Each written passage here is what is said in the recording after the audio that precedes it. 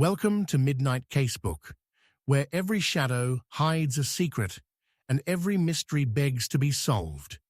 Tonight, we unravel the chilling tale of Father Brown Walks into Darkness, a fan-made story paying homage to the brilliance of G.K. Chesterton's legendary detective. We'd love to have you along for this enigmatic journey. Drop a comment to let us know where you're watching from, share your theories, and if you spot any inconsistencies, don't hesitate to call them out. Your keen eyes and sharp minds help us craft even more captivating mysteries in the future. Chapter 1. The Shadow in the Rain. The rain had been falling all evening, slanting sideways through the neon glow of a crooked street that smelled of cigarettes, wet asphalt, and too many broken promises. The kind of night where the shadows felt heavier, where the city didn't just sleep, it lurked. Father Brown stood under the narrow awning of a crumbling newsstand, his brown umbrella furled at his side, water beading and dripping from the hem of his threadbare coat. His round face, with its mild, almost distracted expression, seemed oddly out of place here among the grim-eyed drunks and street hustlers ducking into bars to escape the cold drizzle. He looked like a man waiting for a bus that would never come. A black sedan slid up to the curb, its tires slicing through a puddle and spraying his shoes. The door swung open without invitation. A woman leaned out, red lipstick, a hat pulled low, and eyes that glittered like they'd been polished by danger. She had that sort of beauty that belonged to smoky clubs and whispered threats, the kind that could make a man forget his wedding vows or his better judgment. "Father," she said, voice low and deliberate, "we need to talk, somewhere private." He tilted his head, as though trying to place her face. "I'm always happy to talk," he replied mildly, "though you'll forgive me if I ask what sort of confession needs a chauffeured car." Her lips twitched into something between a smirk and a snarl. "You'll understand once we're inside. Please." Father Brown climbed in, his small frame sinking into the leather seat. The door shut, sealing them from the rain, but not from the tension that clung to her like perfume. The driver was a slab-faced man, with a nose broken more times than a bar-room mirror. He didn't speak. "You know about Johnny Marlowe?" the woman asked, once the car slid back into motion. Father Brown shook his head. "Number should I?" "He's missing," she said, "and people are going to die if you don't find him." Most priests would have been startled by such an introduction. Father Brown merely adjusted his hat. "I'm not a detective," he said gently, "and even if I were, I doubt very much I could outrun whoever wishes him harm." Her gaze sharpened. "You've got a reputation, Father, not for running, for knowing things you shouldn't." The car slowed and stopped in front of a bar where the neon sign sputtered and flickered like it was on its last breath. The driver opened the door, and the smell of stale beer and fried grease drifted in. She led him inside, heels clicking on the sticky floor. The bar was half empty. A few men in crumpled suits hunched over their drinks. A jukebox in the corner struggled through a slow, mournful trumpet line. The woman guided him to a booth in the back, where the shadows lay thick and the light from the hanging bulb barely reached. "I'm Lorna Vale," she said finally, sliding into the seat across from him. "Johnny's business associate. We were supposed to meet here 2 nights ago. He never showed." "And you believe something's happened to him?" Father Brown said. Her fingers tightened around her cigarette case. "I know something's happened. The cops won't lift a finger. Half of them are paid off by Vargo." "Vargo?" A whisper of fear crossed her face before she masked it. Lou Vargo.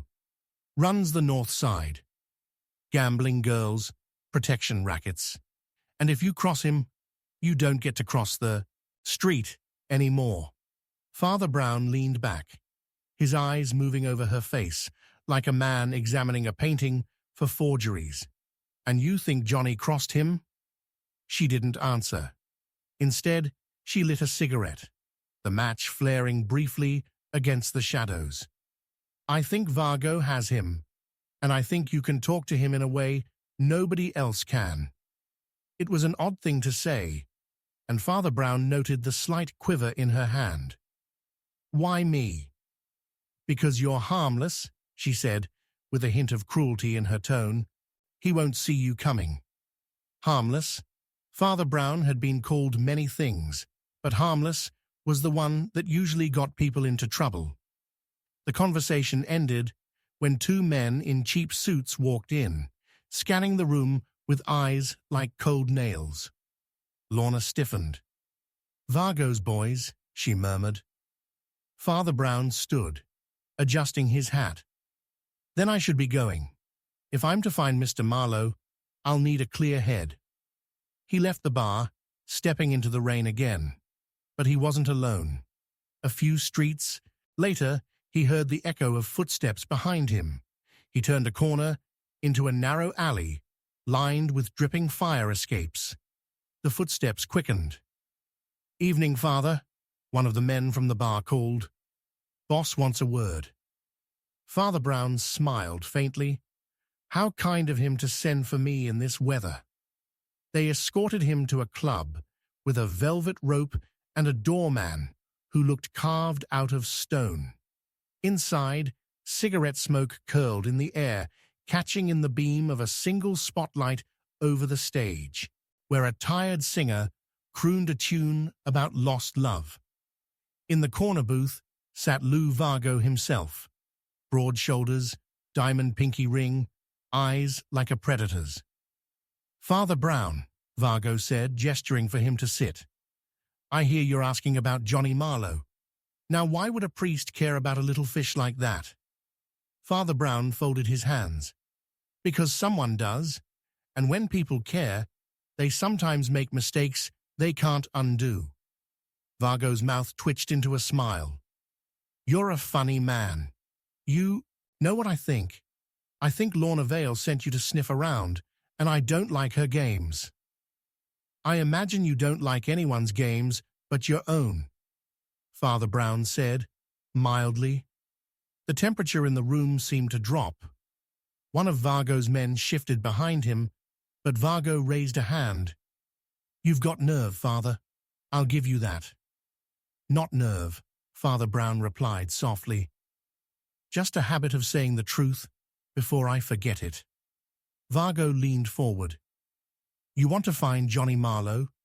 He's not here, and if you're smart, you'll stop looking. Father Brown's eyes rested on Vargo's hands, large, strong, but faintly smudged with something darker than ink. I've often found, he said slowly, that the more a man insists on not looking, the more certain it is that something worth seeing is nearby. That night, Father Brown walked out of the club unharmed, though the rain had soaked through his coat. He returned to the small rectory room he was using during his stay in the city, where he sat in the dim light and thought about the peculiar glint in Lorna's eyes, the tremor in her hands, and the smudge on Vargo's skin. By morning, he was at the docks. The fog clung low over the water, swallowing sound. It was there, among the stacked crates and rusted chains, that he found Johnny Marlowe, or what was left of him. The body was half hidden behind a stack of oil drums, his face slack, his shirt front-stained dark. But there was something odd. His right hand was clenched tight, as though guarding a secret.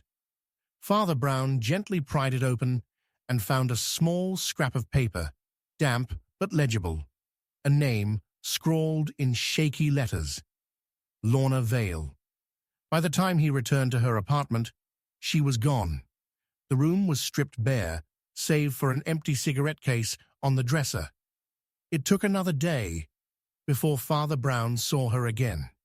This time, she was in Vargo's club, sitting in the booth beside him, laughing at something he'd said. But when she saw the priest at the door, her laughter faltered. Father Brown approached the table, ignoring the way the men tensed around him. "You never told me," he said quietly, "that you and Johnny Marlowe were not just business associates." Her face hardened. "What difference does it make now?" "It makes all the difference," Father Brown said. "Because I think Johnny found out you were playing both sides, that you were setting him up to take the fall for whatever Vargo wanted done.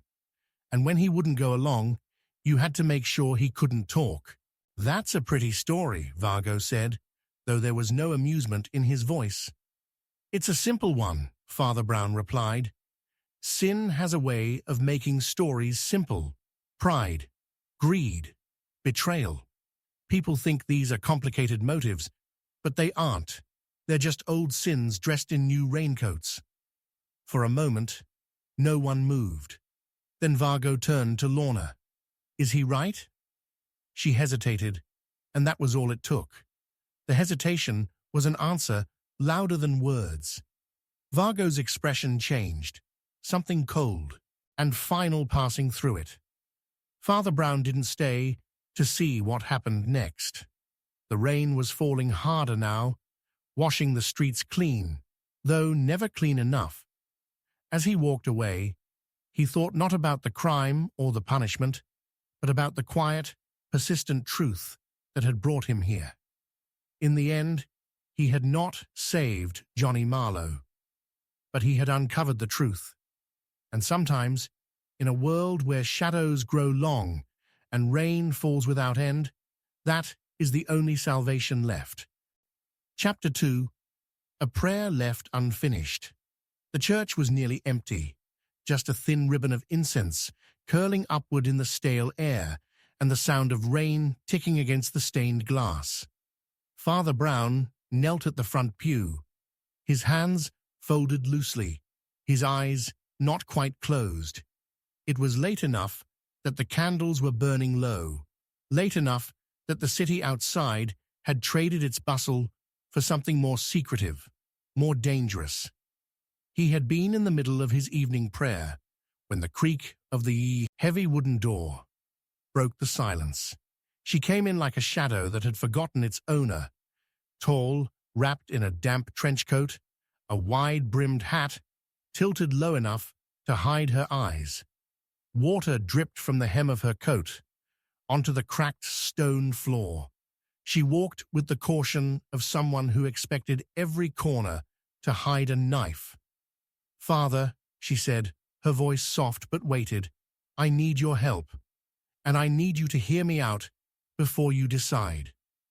Father Brown looked up slowly, the lines of his worn face unreadable.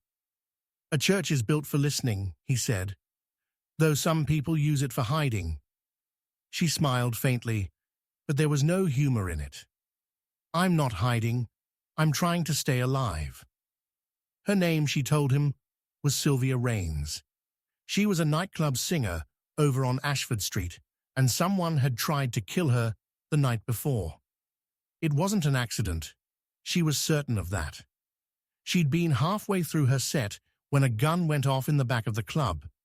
The bullet missed her, but hit the mirror behind the stage, showering her in glass. The shooter slipped out before anyone could stop him.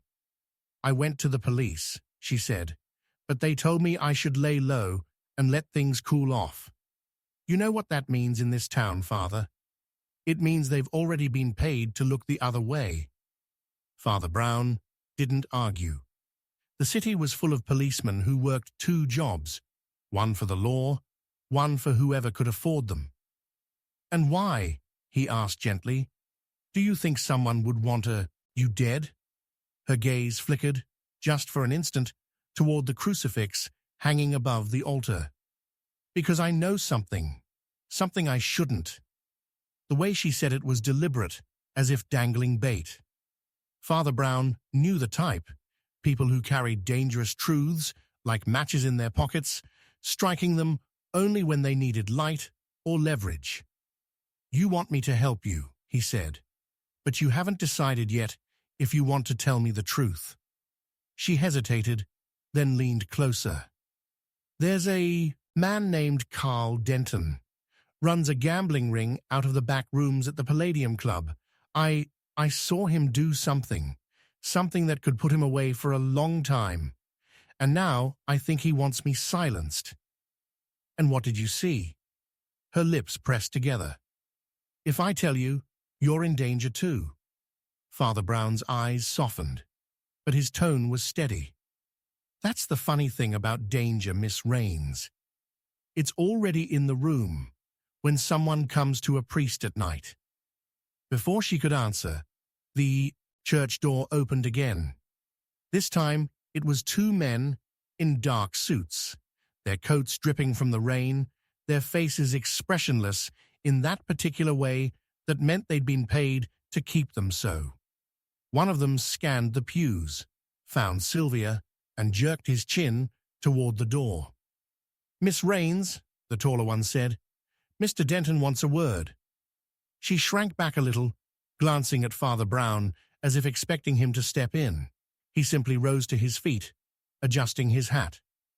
"If Mr. Denton wants a word," he said mildly, "perhaps we should all have one together."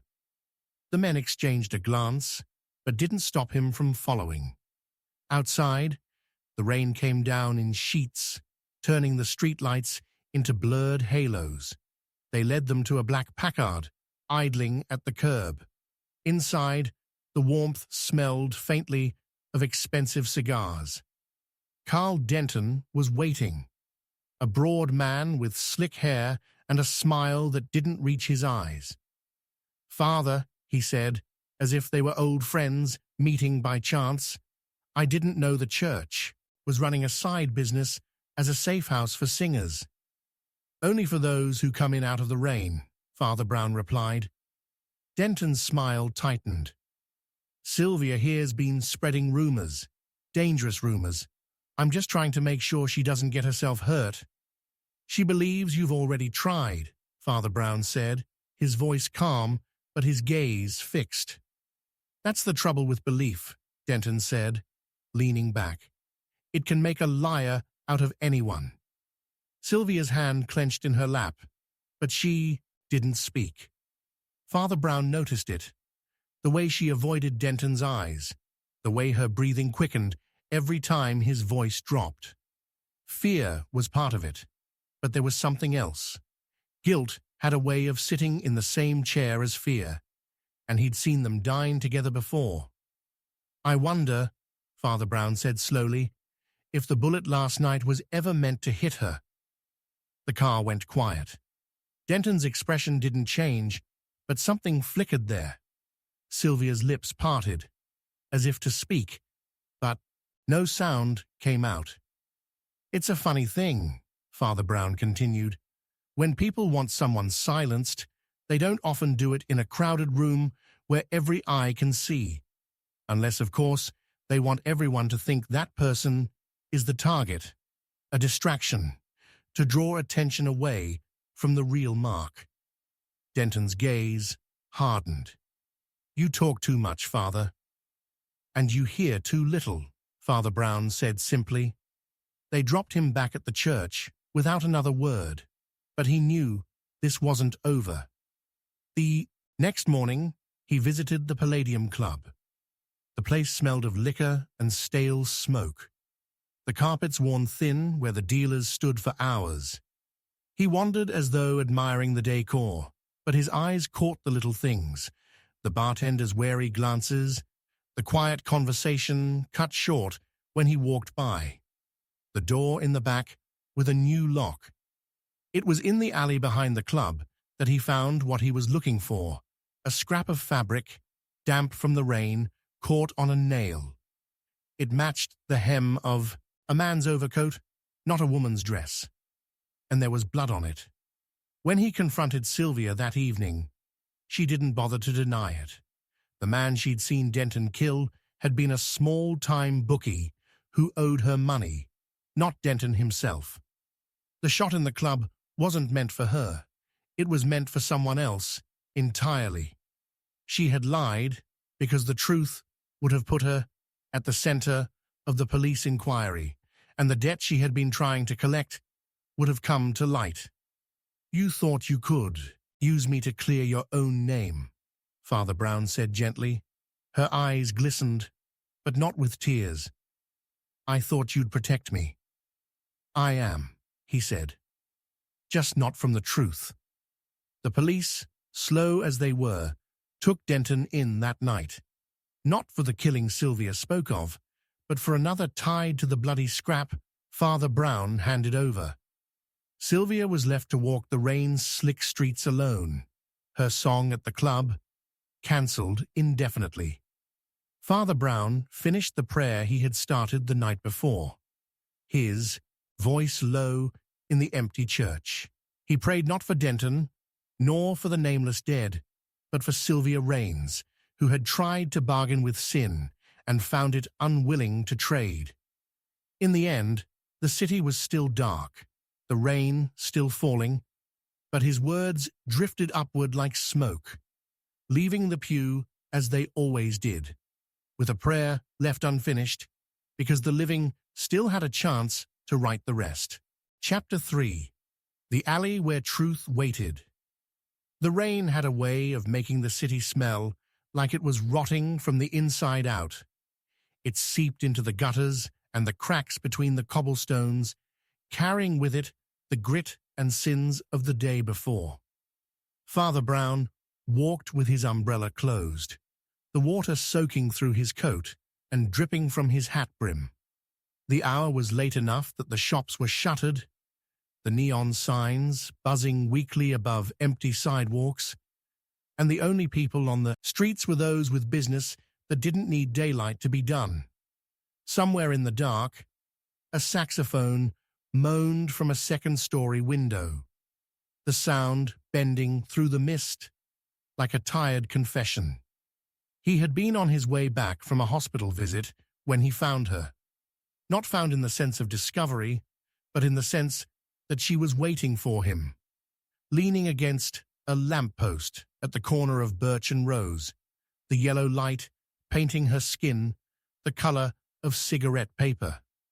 She was dressed in a way that made you wonder if she'd run from a party or a crime scene. Silk dress under a fur-lined coat, makeup smudged in a way that wasn't careless, just tired. "You're Father Brown," she said, as though she'd been practicing the line. "That's what the papers call me," he replied. "I need you to find someone. Tonight." Her voice was steady, but her eyes moved like she was reading the shadows. She said her name was Evelyn Hart, though Father Brown noted the hesitation before she spoke it. Her brother, she claimed, had gone missing 3 nights ago, left the apartment after supper, didn't come home. No note, no call. She'd gone to the police, but they had brushed her off with the tired shrug reserved for cases that wouldn't make headlines. "And why," Father Brown asked, "do you think I can do what they won't?" "Because you don't scare easy," she said, though she said it like a question. Father Brown gave a small smile. "I scare very easily, Miss Hart. I just happen to know what's worth being afraid of." They started walking, her heels clicking against wet pavement. She gave him details. Her brother's name was Daniel, a clerk at a shipping office down by the docks. Lately she'd noticed him keeping odd hours, coming home with his clothes smelling of smoke and whiskey. She suspected gambling debts, maybe worse.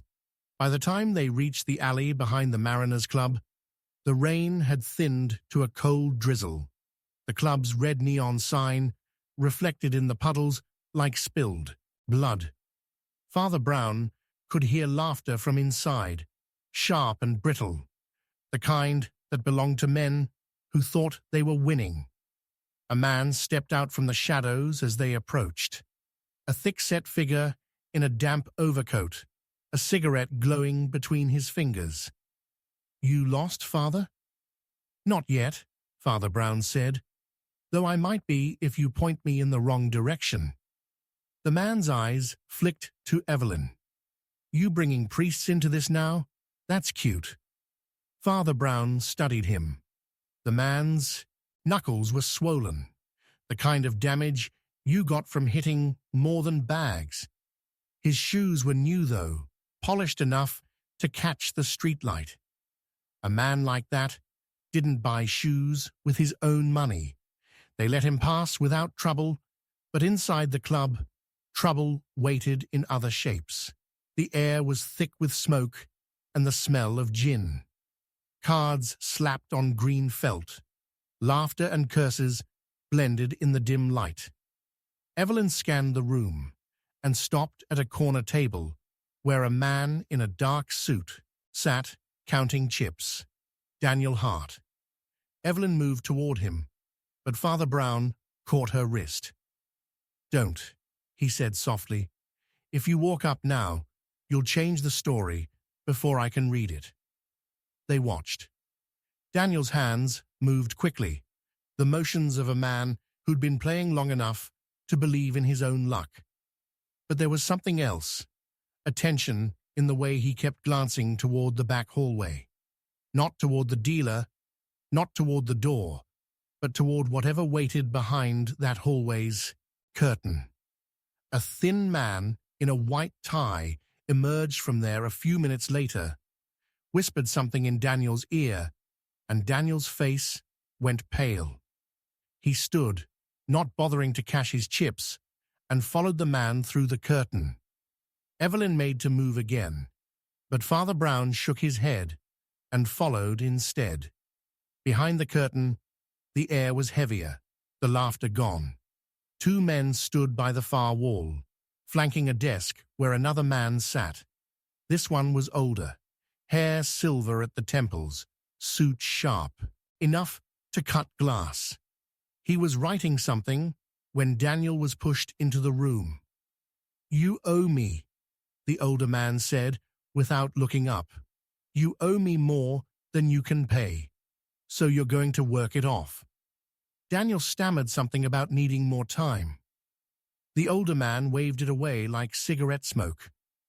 "There's no time. Tonight, you take what's in the crate and you deliver it to the address I give you. Do that, and maybe you walk away with all your teeth." Father Brown stepped forward. "And what happens if he doesn't?" The men by the wall turned toward him like doors swinging shut. The older man leaned back in his chair. "And you are?" "Someone who doesn't like seeing debts paid with souls," Father Brown said. The older man chuckled. "This isn't a soul, Father. It's just a man who thought the table was a friend." "That's how souls get lost," Father Brown replied mildly. One of the guards stepped toward him, but the older man raised a hand.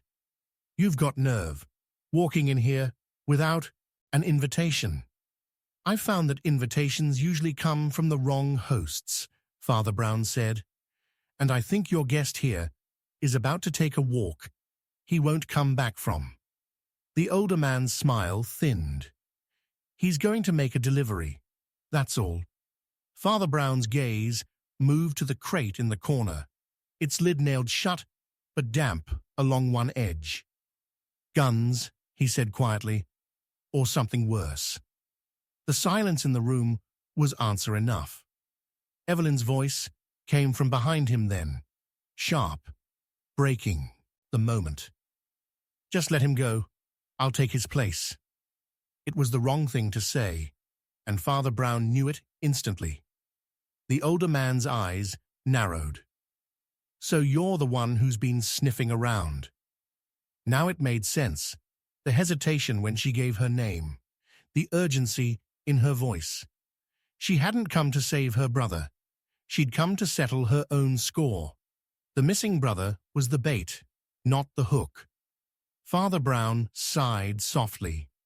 "It's curious," he said, how people will dress revenge up as rescue. But you can always tell the difference. Rescue looks at the other person, revenge looks in the mirror. Evelyn flinched, but didn't answer. The older man laughed once, without humor. "Get them both out of here." The guards moved forward, but Father Brown stepped toward the desk instead. "If you let them go, you'll still have your shipment. You'll still have your business. But if you keep them, you'll have something you can't get rid of. A witness who'll keep talking until someone listens." "You think anyone listens in this town?" the man sneered. "They listen," Father Brown said softly, "not because they want to, but because guilt is a noisy tenant, and it's not just the police you should be worried about. It's the people you've stepped on getting here. The ones who want to see you fall. Give them a reason, and they'll take it." The man studied him for a long moment, then gestured to the guards. "Get them out of here, both of them. I don't want to see their faces again." The rain had stopped by the time they reached the street, but the air still smelled of rust and regret. Daniel walked a few steps ahead, his shoulders hunched. Evelyn lit a cigarette with shaking hands. "Why did you do it?" Father Brown asked her quietly. She blew out smoke. "Because he ruined me, took everything I had. I thought, if I could make him pay—" "You thought it would feel like justice," Father Brown finished for her. "But revenge never feels like justice. It feels like holding onto a hot coal. You only burn yourself." They reached the alley behind the club, and there Father Brown stopped. The puddles reflected the weak light from a single lamp, and somewhere a cat yowled. "This is where it ends," he said, more to himself than to them. "Not in the club, not in the deal. In places like this. This is where truth waits, where people have to decide what they'll carry out into the world and what they'll leave behind." Evelyn dropped her cigarette and ground it out under her heel. She didn't answer, but her eyes had the look of someone who had heard more than she wanted to. Father Brown left them there, the wet stones whispering under his shoes as he walked away. Somewhere, the city was already covering over what had happened tonight, burying it beneath new deals, new lies, new debts, but he knew it would surface again, because sin was like the rain. It always found the cracks, and it always came back. Chapter 4. The Confession. No priest heard it was the kind of night that made the street lamps look tired. The rain was falling in long, slanted lines, streaking across the glowing neon and dripping from the frayed awnings that hung like broken teeth over the sidewalk. Father Brown walked with his coat buttoned high and his umbrella hooked over his arm, the water darkening the felt of his hat. He was heading back from visiting a sick parishioner when a figure stepped out of the shadows, blocking his way. She was tall, the sort of tall that always seemed to be leaning down into the world, and she wore a dress that had seen better nights under a fur collar that looked like it was bought to be noticed. Her lipstick was too bright for the hour, and her eyes were a shade too restless. "Father Brown?" she asked, her voice low, as if saying his name out loud might carry a charge. "That's what they call me," he said, stopping just short of her. "I need help, and I don't want the police involved." He gave her a small, almost absent smile. People usually come to priests when they don't want the police involved. Her name was Marla Devine, though she said it like a stage name, something chosen for effect rather than truth. She told him her fiancé, Eddie Lasco, had vanished 2 nights ago. He was a gambler, yes, but not the kind who disappeared without sending word. She had gone to the police, but they told her Eddie was probably laying low until the heat from a bad debt cooled down. She didn't believe it. "Eddie had enemies," she said, lighting a cigarette and cupping the flame against the drizzle. "But he also had information. Something he said would make him too valuable to kill. I think he was wrong. Father Brown studied her through the thin haze of smoke she exhaled. And what was this information? She looked away, eyes catching the reflection of a liquor sign flickering red in the puddles. He didn't tell me, just said it was about somebody big, and that once, he told it, we'd be set for life. Set for life is a very short time if you tell the wrong person, Father Brown said. She asked him to meet her at the Blue Lantern, a jazz club on Grover Street, later that night. That's where Eddie was last seen, she explained. You might be able to get people talking in a way I can't. When he arrived, the place was full of smoke and brass. A trumpet blared on stage while the waitresses weaved through the tables like dancers on rails. The crowd was a mix of crooked smiles and sharper suits, men who made their money in ways they didn't advertise, and women who knew exactly how much that money was worth. He found Marla at a corner table, but before he could sit, a shadow fell across him. "You're in the wrong place, Father," said a man in a grey suit with a jaw like a cinder block. "I often am," Father Brown replied mildly. The man was Detective Ray Kessler, one of the city's more infamous badges for hire. He had a reputation for finding things, losing things, or making things vanish entirely, depending on who was paying. "What's your interest in Lasco?" Kessler asked, voice as flat as the water on the bar. "I was told he might be in trouble," Father Brown said. "And trouble tends to spread." Kessler smirked, the kind of smirk that had been sharpened on years of backroom deals. "If you find him, tell him the people he owes are less patient than I am." When Kessler left, Marla leaned in close. "Kessler's on the take from Lou D'Amato. If Eddie crossed Lou, he's either under protection or under concrete." Father Brown didn't answer right away. He was watching the bar, where a bartender poured drinks without ever looking at the customer. One of the waiters slipped something under the counter, a small envelope, unmarked but handled carefully. It was passed to a man in a camel coat, who left without finishing his drink. "Who was that?" Father Brown asked the bartender later, after Marla had gone to powder her nose. "Don't know," the bartender said. "Didn't see him." Which, in places like the Blue Lantern, meant, I know exactly who he was, and I'm not telling. The next afternoon, Father Brown took a walk along the river, where the warehouses leaned against each other like old men trying to stay warm. It was here that Eddie Lasco was found. Or rather, Eddie's body. The police said he'd fallen in the water, maybe after a fight, and the current had been unkind. Kessler was there, chewing on a toothpick and pretending to supervise. "Guess you don't need to keep looking, Father," he said. Father Brown bent over the body, studying the hands. The fingernails were clean, too clean for a man dragged out of the river.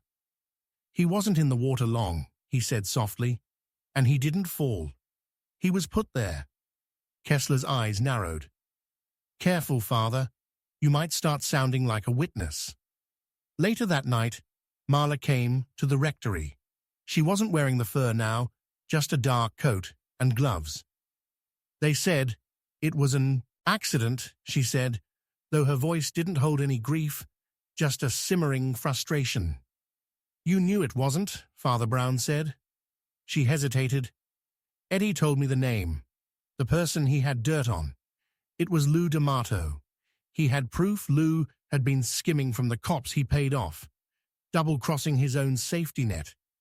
Eddie thought he could sell the information back to Lou. I told him it was dangerous, but greed sounds a lot like security when you're hungry," Father Brown finished. "I need you to get that proof," she said. "It's still out there. Eddie gave it to someone for safekeeping, a friend named Calder. He won't talk to me, but he might talk to you. Father Brown found Calder in the back room of a pawn shop that smelled of oil and dust. He was a wiry man with nervous hands and a voice that kept changing pitch, as if afraid of settling on the wrong one. Eddie said you'd hold something for him, Father Brown said. Calder shook his head too quickly. Don't know what you mean. Father Brown didn't press. He simply said, it's a dangerous thing, keeping a secret you didn't make. You have to decide whether you're protecting the man who gave it to you or the man it's about. When Calder spoke again, his voice was smaller. It's in a locker at the Union Station, number 14. But you didn't hear it from me. Inside the locker was a small black notebook. The pages were filled with names, amounts, dates, payoffs, bribes, protection fees, all tied back to D'Amato and more than a few to Detective Kessler. Father Brown wasn't surprised when Kessler showed up at the rectory that night. He closed the door behind him without asking. You have something of mine, he said. I have something of D'Amato's, Father Brown corrected. Kessler stepped closer. You think you can walk into this and out again? You're not a cop, you're not a reporter, you're a priest. And priests don't usually leave with both kneecaps intact when they stick their noses where they don't belong.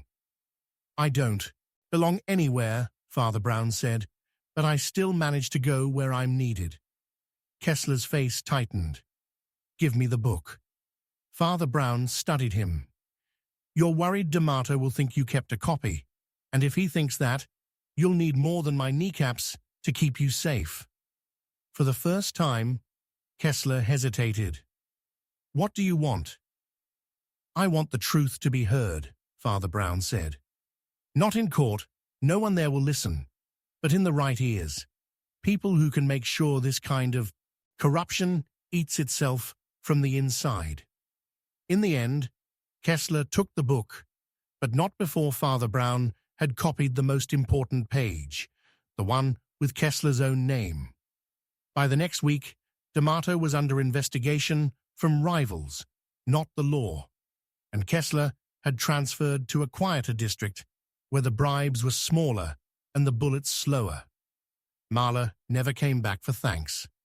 Father Brown suspected she'd already sold whatever she could from Eddie's apartment and moved on to another man, with another promise. She had wanted revenge, wrapped in justice, but she left with neither. As Father Brown sat alone in the church that night, the rain whispering against the stained glass, he thought about Eddie Lasco's confession, the one he had never given to a priest, the one that could have saved him if he'd spoken it aloud to someone who cared about his soul instead of his leverage.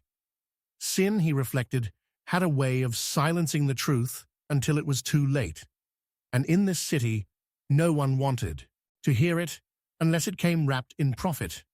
That was the confession no priest heard, and yet it was the loudest one of all. Chapter 5.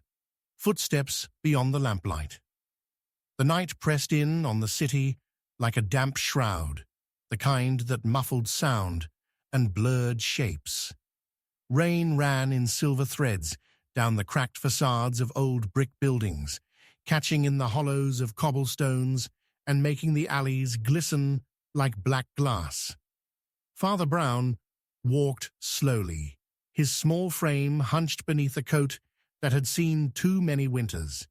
His steps were deliberate, the kind of pace a man takes when he has nowhere urgent to be, but is certain he will end up somewhere important. The gasps of neon from the bars along Mercer Street cut brief pools of red and green into the mist, each one a flicker of false warmth in a cold city. He had just turned onto a narrow stretch where the street lamps stood too far apart when he heard the footsteps. They were quick, but not hurried, keeping pace with his own, hanging just beyond the ring of light. He didn't look back. In this city, turning around was like signing a contract. You might find out who was following you, but you'd also tell them you were ready to talk. Instead, he slowed a fraction, and the sound behind him slowed with it. Whoever they were, they wanted him to know they were there. It wasn't until he reached the bend that she stepped forward, the lamplight catching her face in pieces. One cheekbone, the edge of her mouth, the curve of her jaw. She was dressed in a long black coat, the collar turned up high, and her hat cast a shadow over eyes that still managed to glitter. "Father Brown," she said, the words more like an assessment than a question. "Yes," he replied simply. She came closer, the wet street whispering under her heels. "My name's Vivian Cross. I need your help. Someone I care about has disappeared." He studied her in silence for a moment. "And you think a priest can find them?" "I think a priest might be the only one who'll listen without calculating how much they can make off it." Her tone was edged, the kind of voice used by someone used to talking her way into places and out of trouble. They walked together toward the edge of the light, where the glow thinned and the air smelled of wet stone and something faintly metallic. She told him about her brother, Michael Cross, a man who ran errands for people with names better kept off paper. He'd left 3 nights ago to deliver a package and hadn't been seen since. She had gone to the police, but the moment she gave his name, they'd given her the kind of look that said they already had a file and a reason not to care. Michael wasn't a saint, she admitted, but he didn't deserve to just vanish. Father Brown nodded. "No one ever does, but sometimes they work very hard to earn it." She handed him a scrap of paper with an address scrawled on it. "That's where he was headed the night he disappeared. A warehouse near the docks, but if you go there, be careful. The place belongs to Henry Vale." Vale was a name Father Brown knew without ever having met the man. A smuggler, loan, shark, an occasional landlord of places the police didn't bother to patrol. His kind liked the docks, where the water hid as much as it carried. The warehouse was a hulking shape in the fog, its corrugated metal walls streaked with rust, a single bulb swaying over the main door. Father Brown didn't knock. He simply stepped inside, the smell of salt and oil heavy in the air. Crates were stacked in haphazard towers, and in the far corner a man sat at a desk, smoking. "You're lost," the man said, without looking up. "Only if this isn't Henry Vale," Father Brown said. The man's head lifted slowly. His face was hard, in a way that came from a lifetime of not asking permission. "And you'd be?" "Someone looking for Michael Cross." Vale's smile was thin. "Never heard of him." Father Brown glanced at the crates. "Funny, because that's his handwriting on the shipping labels." The room went still for a moment.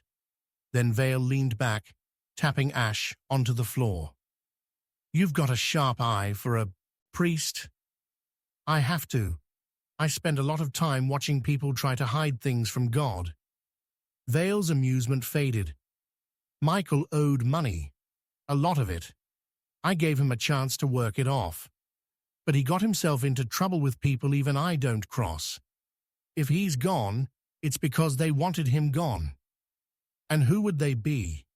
Vale shook his head. "You're asking the wrong questions, Father. Better to leave this alone."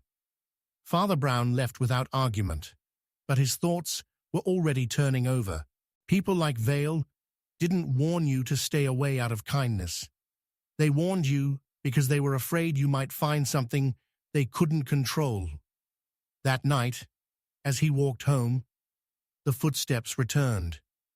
This time, when he turned, 2 men stepped out of the dark, one tall and narrow, the other built like a brick wall. "Vale says you're getting curious," the tall one said. curious gets people hurt. Father Brown smiled faintly. So does telling them things like that. The brick wall stepped forward. Hand over anything Cross told you. I'm afraid he didn't tell me much, Father Brown said, but he told someone else. And if I don't walk away from here, they'll make sure it's in the morning paper. It was a bluff, but it made them hesitate. Hesitation was all he needed to slip past them and into the night. The next day, he went to see Vivian again. She was waiting in a dim cafe, the smell of burnt coffee clinging to the air. He told her what Vale had said, and she didn't flinch. Know who Vale meant, she said. There's a man called Roscoe Laird, runs a gambling den out of the East Pier. Michael worked for him once. If Michael crossed him, that would explain everything. Laird's place was lit by green lamps and filled with the sound of cards slapping and dice rolling. The man himself sat in the back, a glass of whiskey in one hand, a smile that didn't belong on his face. I hear you're looking for Michael Cross, Laird said when Father Brown sat down. Can't help you. He was bad for business. Or good for it, until he found out too much, Father Brown replied. Laird's eyes narrowed. You've got nerve for a man who doesn't carry a gun. I carry the truth, Father Brown said. It's lighter, but harder to get rid of. In the end, it wasn't Vale or Laird who told him what happened to Michael. It was a dock worker named Harlan, who, after a quiet conversation in the shadows, admitted he'd seen Michael dragged into a side alley near the pier 3 nights ago. He was alive when they took him, Harlan said. Scared, but alive. Said something about not meaning to take it. Whatever it wasn't money. That was the crack in the wall. The next night, Father Brown returned to the warehouse, slipping in through a side door.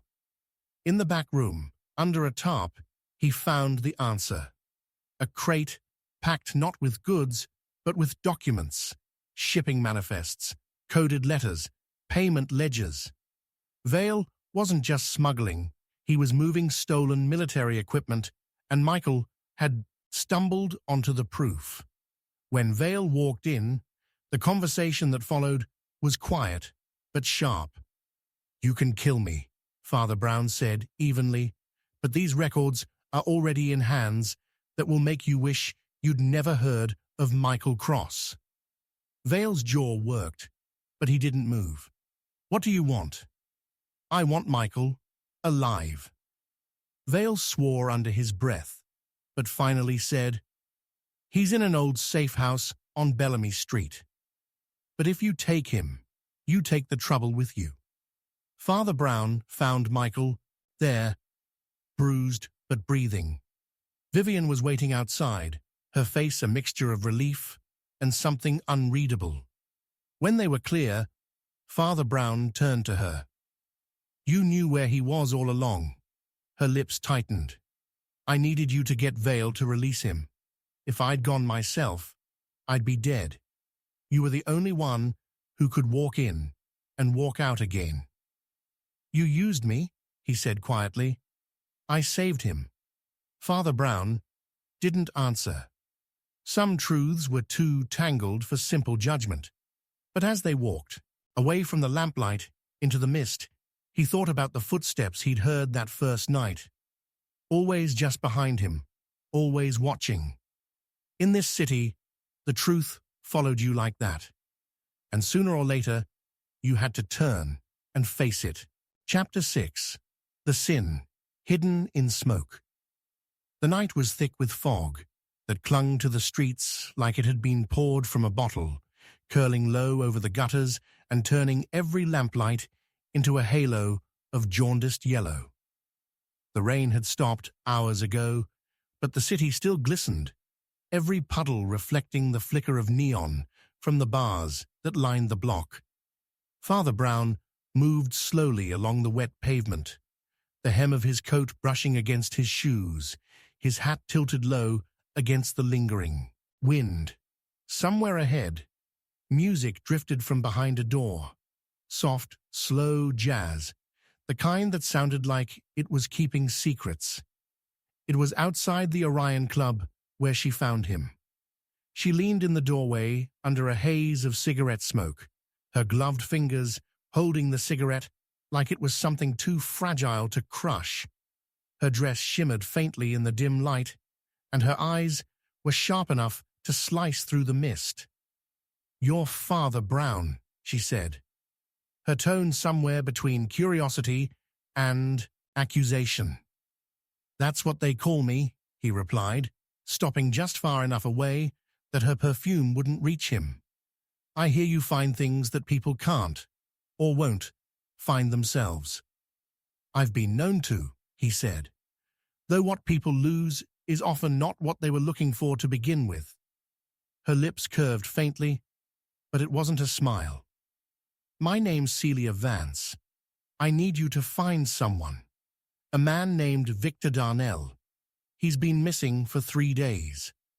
Father Brown glanced past her, into the smoke-filled club. "And who is Mr. Darnell to you?" She hesitated for only a fraction of a second, but it was enough. "A business associate," she said. "We were working on something important.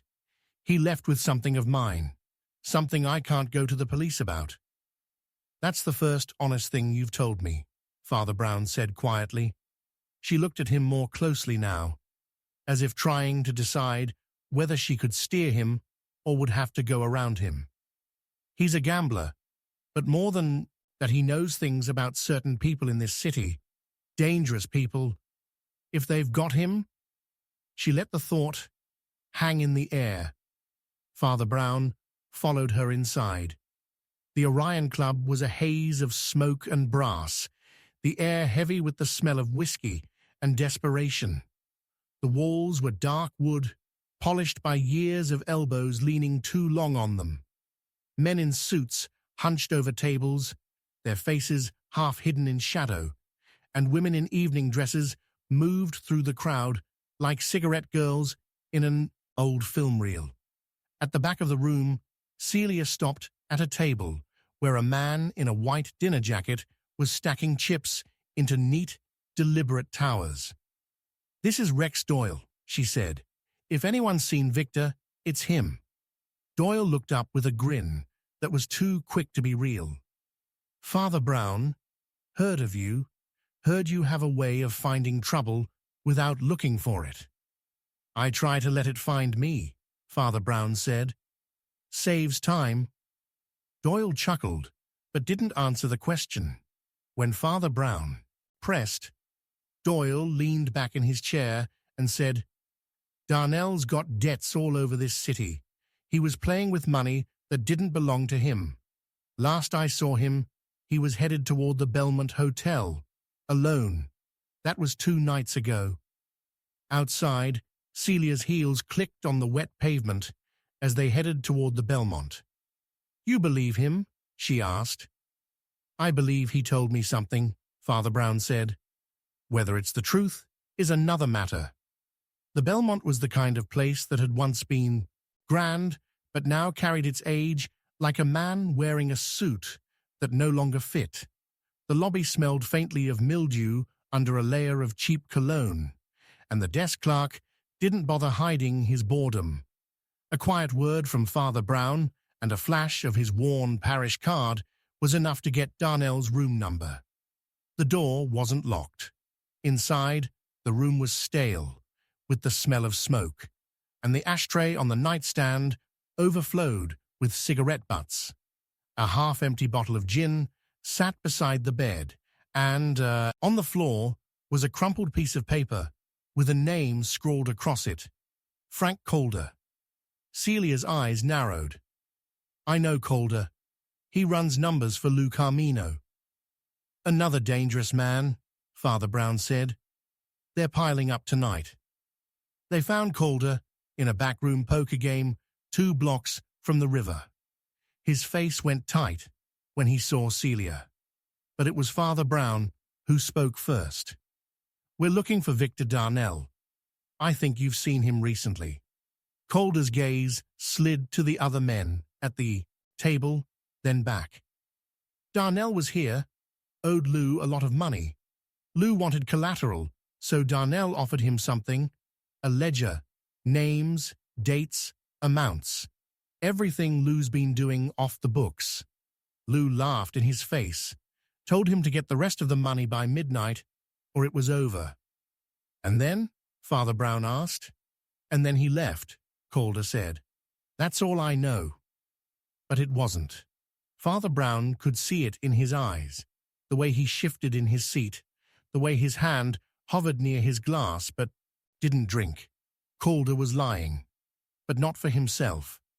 That night, as Father Brown walked back through the fog, two figures stepped out of the shadows. One was tall and gaunt, the other built like he'd been carved out of a wall. "Father," the tall one said, "Lou Carmino wants a word." They brought him to a smoke-filled office above a pool hall. Lou Carmino sat behind a desk piled with papers, a cigar glowing in the dark. "You've been asking about Darnell," Lou said, his voice low and even. "Bad idea. He's gone. That's all you need to know." "And the ledger?" Father Brown asked. Lou's eyes narrowed. "What ledger?" "The one that scares you enough to keep it out of sight," Father Brown said softly. For a moment, the room went still. Then Lou leaned forward. "Careful, Father. You're in deep enough already." "I've been in deeper," Father Brown replied. "Usually, when people try to hide the truth, it's because they're afraid it might not stay hidden." Lou's smile didn't reach his eyes. "Get out before you find out how much smoke it takes to cover a grave." Father Brown left, but not without knowing. Lou hadn't killed Darnell. Not yet. If he had, the room would have smelled of something heavier than cigar smoke. The truth came from an unexpected place, the Orion Club bartender, who found Father Brown the next afternoon and slid into the pew beside him in the empty church. "I saw Darnell," he whispered. "Celia brought him in through the back 2 nights ago. Said she'd help him get out of town. But they were arguing. Loud. Something about the ledger. Next thing I knew, they were gone. Both of them." Father Brown went to Celia's apartment. She answered the door without surprise, as if she'd been expecting him. "You already have him," Father Brown said. "Don't you?" She didn't deny it. "He was going to sell that ledger to Lou. I couldn't let him. There's more than just Lou's name in there. Mine's in it too." "You could have come to me," Father Brown said. "I did. I just didn't tell you everything." He sighed. "That's the problem with smoke. It hides what you want it to, but it also hides the way out." In the end, Victor Darnell walked out of Celia's apartment that night with the ledger in his coat, heading for the train station. But Father Brown knew the city too well to believe he'd make it far. Men like Darnell didn't survive because they had secrets. They survived because they knew when to let them go. The next morning, word came that a man had been found in the river. The police called it an accident. Father Brown called it inevitable. Celia didn't come to the church again, but he imagined her lighting a cigarette somewhere in the half-light, telling herself she'd done what she had to do. And in the drifting haze of the city's bars and alleys, Father Brown thought of the sin hidden in smoke. It wasn't just the lies people told, but the lies they told themselves, until the truth was so faint it could disappear without anyone noticing. Chapter 7. The Gate That Closed Too Soon. The rain was coming down hard enough to drive the smoke out of the alleys and into the streets, where it mixed with the sour tang of gasoline and the faint metallic smell of the harbor. Father Brown walked slowly, his small frame hunched under a coat that had grown heavy with water, his hat brim dripping in steady intervals. He had been on his way back from a night call to the hospital when a figure stepped out from under the awning of a shuttered pawn shop. She was tall, with a scarf pulled up high around her face and a cloche hat that cast her eyes in shadow. But even in the dim light, her gaze was sharp and assessing. "Father Brown?" she asked, her voice low but firm. "Yes," he said simply. "My name's Evelyn March. I need your help." People rarely began with what they truly wanted, and she didn't look like the type who came to priests for confession. Her gloves were fine leather, damp but unscuffed, and the way she stood, back straight, chin slightly raised, spoke of someone used to giving orders rather than asking favors. "It's about my brother," she went on. "David March. He's gone missing. He left 3 nights ago to meet someone near the old railway gate by Hollow Street. He never came back." Father Brown tilted his head slightly. "And why not the police?" "I did go to them," she said, but her tone made it clear the visit had been more formality than hope. "They told me he's probably laying low. But I know my brother. He wouldn't just disappear." "What was he doing by the railway gate?" She hesitated, and there it was. The pause that told him this was the part she'd rather rewrite. Meeting someone, a business associate. What sort of business? She drew a breath, as if deciding how much truth to let out. "He's been involved in certain dealings, gambling mostly, but lately he's been carrying papers for someone. I think they're important enough that someone might have wanted him to vanish." The old railway gate was a relic from a line long abandoned, a tall iron structure now padlocked and rusting, set into a wall that flanked the road. Beyond it lay the overgrown trackbed and a warehouse that still hummed faintly at night, with the business of men who preferred unmarked crates to billboards. The gate itself stood slightly ajar. The lock snapped. Inside the yard, the ground was slick with rain and littered with cigarette ends and broken glass. Father Brown found the footprints first. 2 sets, one smaller and lighter, the other broader, more deliberate. They led to the side of the warehouse, then stopped abruptly. Near the wall, the mud was churned, as if there had been a struggle. A single glove lay in the muck, black leather, small enough for a woman's hand. He pocketed it and turned back, only to find a man waiting by the gate. He was broad-shouldered and wore his fedora low, the brim shadowing eyes that studied Father Brown like he was a stray cat, deciding whether to kick it or feed it. "You lost, Father?" the man asked. "I usually am," Father Brown said, "but I tend to find what I wasn't looking for." The man smiled thinly. "This is Lou Berwick's ground. You shouldn't be here." "Neither should the men who took David March," Father Brown said mildly. The man's smile faded. "Careful, Father. Curiosity's a fast way to get your last rites early." The man walked off, but the warning wasn't meant to help. It was a line drawn in the wet gravel. That night, Father Brown visited the Lantern Club, where the smoke was thick enough to make the lights swim and the carpet smelled of old gin. Lou Berwick was there in the back, a heavy man with eyes like wet stone. When Father Brown mentioned David March, Lou waved a hand dismissively. "He played here, owed some money, he knew the rules." "And the rules allow for men to vanish?" Father Brown asked. Lou leaned back, puffing on a cigar. "Sometimes the game plays you, Father." Father Brown's eyes moved to the smoke curling from Lou's cigar. "Smoke is funny. It hides things, but it also shows where the fire is." Lou's gaze hardened. "You'd better leave this alone." Leaving was exactly what Father Brown did, but not before he noticed the man in the corner with a newspaper spread wide, not reading a word of it. The same broad shoulders he'd seen at the railway gate. The next day, Evelyn came to see him. "Have you found anything?" she asked. "I've found someone who doesn't want me to look," he said, which usually means I'm close to something worth finding. She pressed her lips together. "There's something I didn't tell you. The papers David was carrying, they weren't his. They belonged to a man named Arno Vale. He's in with the shipping rackets. If those papers were lost, Vale would kill to get them back." That evening, Father Brown visited the docks.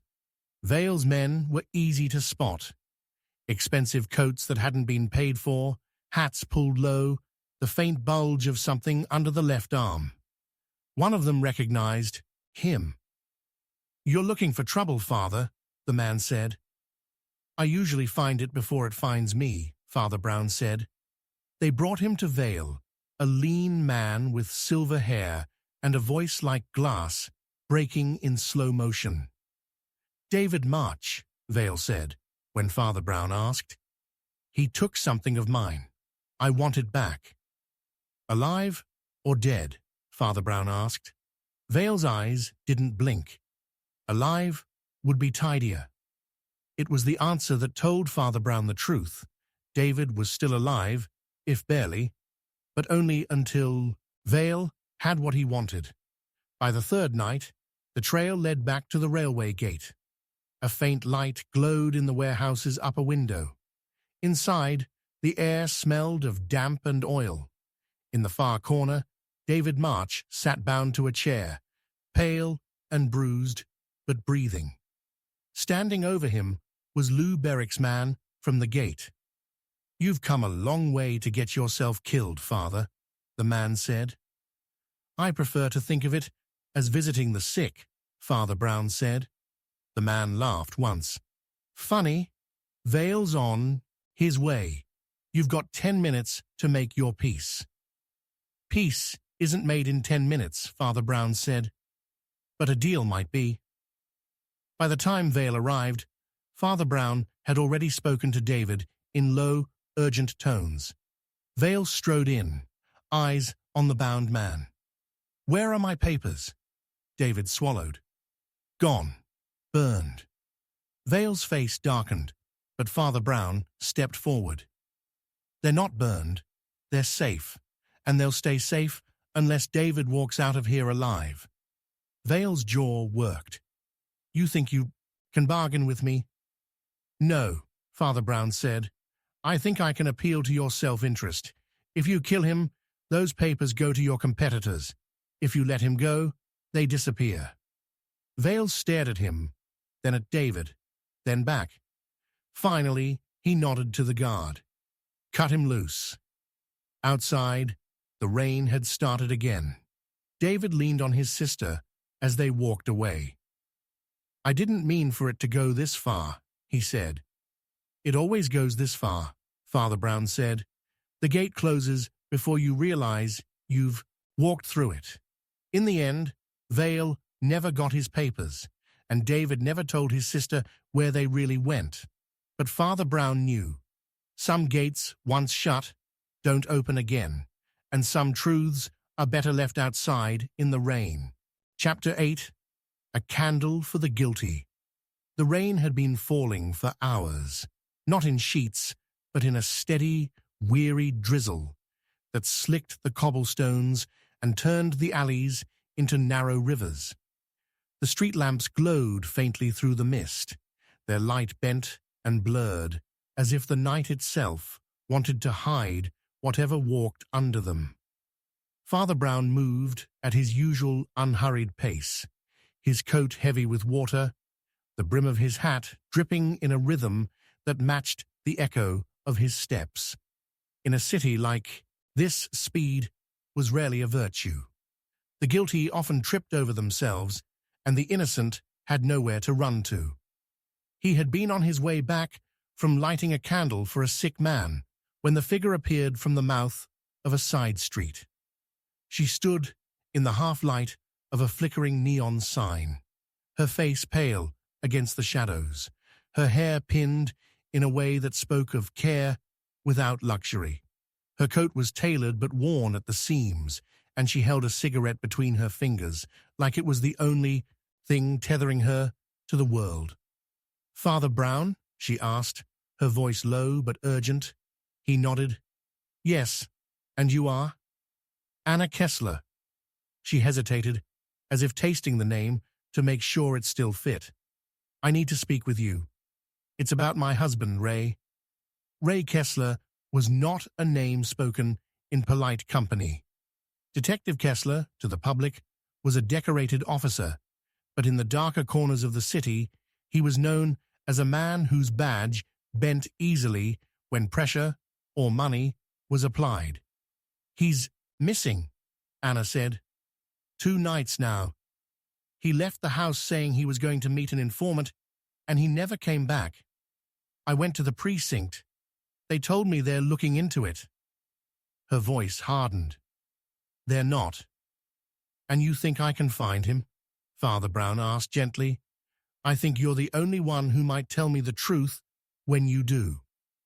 They walked together through the wet streets, as she explained more. Ray had been jumpy for weeks, drinking more, sleeping less. She'd overheard a phone call. Words like shipment and names and they know had stuck in her memory. He'd been burning papers in the fireplace when she came into the room, telling her it was nothing important. The last place he'd said he was going was Stanner's Bar, a dim, smoke-thick joint on a corner that never saw daylight. Father Brown found it easily enough. Inside, the air was sour with stale beer and the tang of cigarette smoke.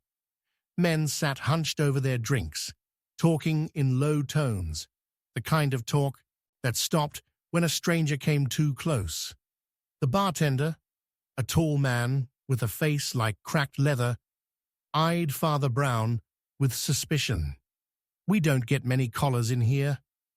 "I'm not here to drink," Father Brown said. "I'm looking for Ray Kessler. He was here 2 nights ago." The bartender shrugged. "Lots of people here 2 nights ago. Not all of them left in a black Packard with a broken tail light," Father Brown said. That made the man pause. "Yeah, he was here. Had a meeting in the back with Lou Carmino. Left with him and another fella. Haven't seen him since." Lou Carmino's name came up often enough in Father Brown's quiet wanderings. He ran rackets down by the docks, always careful to stay just far enough from the law's line to keep from being hauled in. That Ray Kessler had been meeting him wasn't surprising. What was surprising was that Ray had been careless enough to be seen doing it. The docks at night were a different city. The air smelled of salt and oil, the shadows deep and shifting. A warehouse door stood open, light spilling out in a thin strip. Inside, men moved crates from a truck to the far end of the room. Watching from the doorway, Father Brown could see Lou Carmino himself, a broad-shouldered man with the expensive coat and easy smirk of someone who'd never carried his own load. When Carmino spotted Father Brown, his smirk tightened into a line. "Father, this isn't your parish." "Neither is Stanner's Bar," Father Brown said mildly. "But I hear you met Ray Kessler there 2 nights ago."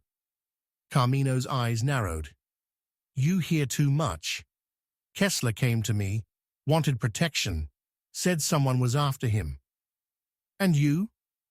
"I told him I don't protect cops, especially ones who've been selling information to the wrong people." Father Brown studied Carmino's face. There was no lie there, at least not about turning Kessler away. But there was something else, a flicker of satisfaction, the way a man looks when someone else's trouble saves him the effort of creating his own. As Father Brown turned to leave, 2 men stepped into his path, broad, solid, with the faint glint of steel under their coats. Boss says you should keep out of this, one of them said. People keep telling me that, Father Brown said, which makes me think I'm in exactly the right place. They didn't move, but neither did he. Finally, Carmino waved them off. Let him go. He's not the one who's going to talk. The trail led next to an old boarding house near the rail yards, a place where the wallpaper curled from the damp and the floorboards complained underfoot. The landlady, a tired woman with sharp eyes, remembered Kessler. He'd taken a room there the night he disappeared. He'd had a visitor too, a woman in a green dress. Anna Kessler owned no green dress. The woman in the dress was found in a club on Lenox Street, her name whispered as Marie Daly, a singer with a voice like smoke and a reputation that made even the bold men watch their wallets. She met Father Brown's gaze with a slow smile when he approached her between sets. "Ray Kessler," he said. She raised an eyebrow. "Haven't seen him in days." "But you saw him at the boarding house." Her smile didn't falter, but her eyes shifted just slightly, enough to confirm the truth.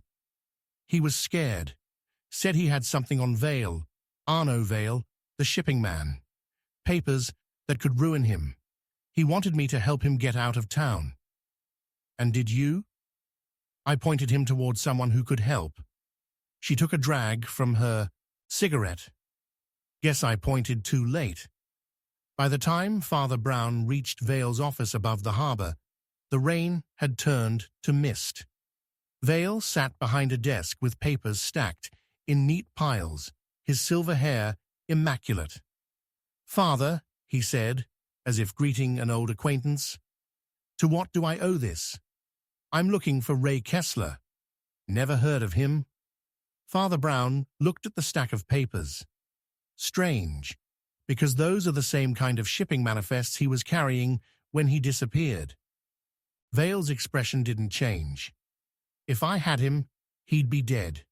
And if he's not dead, someone else has him."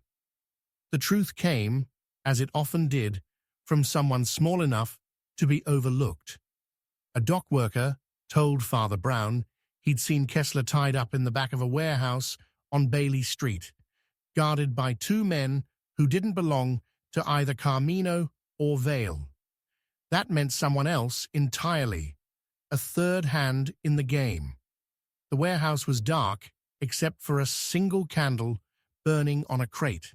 In its light sat Ray Kessler, bound and gagged, his eyes wide. The man standing over him was not a gangster, but another cop, Sergeant Brown, one of Kessler's own. Father Brown stepped into the light. "Sergeant," he said. Brown's face went pale. "Father, you shouldn't." "I should," Father Brown said, "because you're about to do something that will damn you far more than it will save you." Brown's jaw tightened. "He was going to sell me out, sell the whole precinct out to Vale. I can't let that happen." "And so you'll kill him?" Brown didn't answer, but his grip on the revolver tightened. Father Brown stepped closer, his voice calm. "You think it's justice because you're on the side of the law, but justice without mercy is just revenge wearing a badge." For a moment, Brown didn't move. Then slowly, he lowered the gun. Kessler was freed, but not forgiven. Anna met him outside, her face unreadable. "You found him," she said. "Yes," Father Brown said, "but I'm not sure he was worth finding." Later, back at the church, Father Brown lit another candle, the same as the one in the warehouse.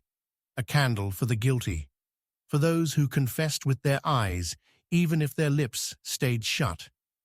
In the flicker of the flame, the rain outside seemed softer, but the shadows it threw were long, and they would be there long after the candle burned out.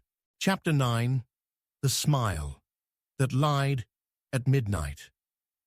The rain was the kind that didn't so much fall as crawl, clinging to the skin, soaking into your clothes, and finding its way into the cracks of the city.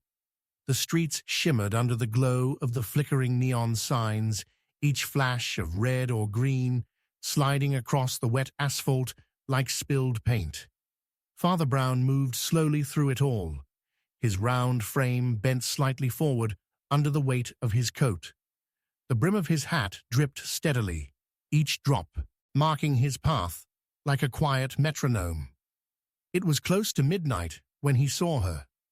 She was leaning against the doorway of a shuttered bakery, her arms folded tight, her gaze locked on the street as if waiting for someone who was late.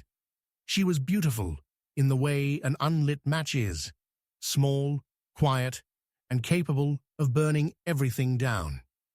When she spotted him, her lips curved into a slow smile that didn't belong to the hour or the weather. "Father Brown?" she asked, her voice low, smooth, but with an edge like glass under silk. "Yes," he said simply, stopping just out of reach of her perfume. "My name's Lila Marin. I need your help. It's urgent." Urgency, Father Brown knew, often meant trouble had already decided to stay for a while. "What sort of help?" She glanced down the street, her smile holding steady. "My fiancé, Daniel Royce. He's missing. He went to meet someone last night, near the pier. He never came back. The police aren't interested. They say he's probably on a bender." "And you don't believe that?" Her smile flickered, just for a moment. "Danny doesn't drink.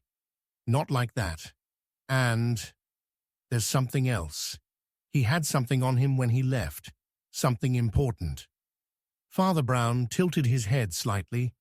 "Important to you, or to whoever he was meeting?" Her eyes sharpened. "Both."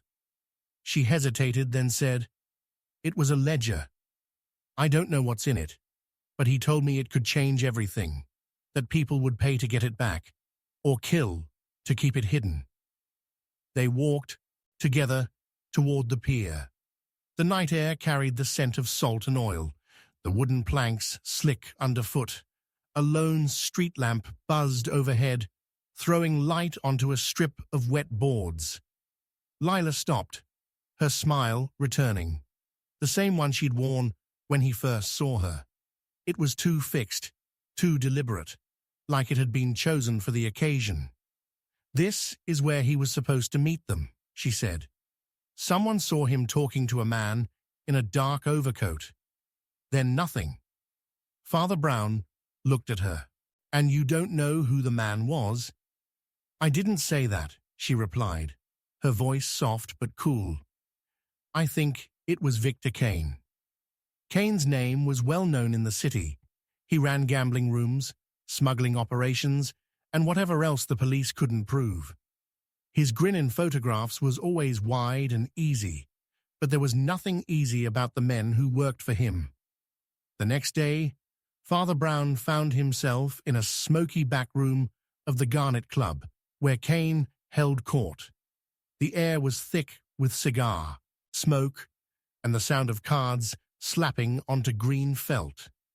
Kane sat at a corner table, a drink in hand, his smile as warm as a fire you couldn't get close to. "Father Brown," Kane said, standing just enough to make it look polite, "what brings you to my little chapel of luck?"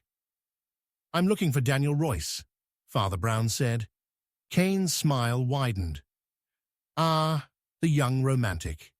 He came to see me, wanted to sell me something. I told him I wasn't interested." "What was it?" Kane leaned back in his chair. "A ledger, full of names and numbers. He thought it would scare me. But a good ledger is like a good lie.